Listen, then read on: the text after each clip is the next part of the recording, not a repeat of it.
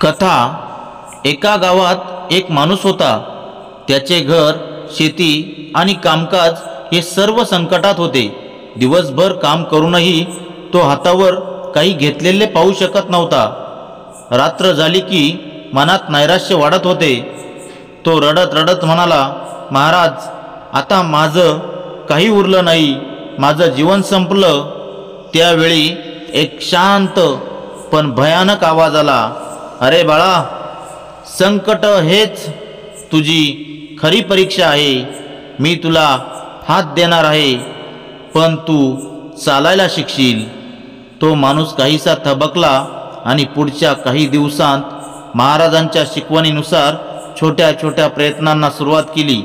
जसं शेतीत वेळेवर पाणी घालणे, योग्य पद्धतीने काम करणे आणि मनस्थिती शांत ठेवणे।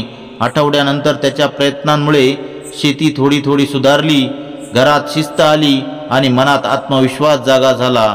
त्याला समजलं, संकट येतात पण मार्ग स्वतः शोधावा लागतो। स्वामी समर्थ फक्त प्रकाश दाखवतात, फळ देणे आपल्यावर अवलंबून आहे। शेवटी तो उभा राहिला, डोळ्यात आत्मविश्वास घेऊन म्हणाला, महाराज, मी शिकलो, संकटातही चालत राहणे हेच खरे बळ आहे। श्री स्वामी समर्थ। जय जय स्वामी समर्थ।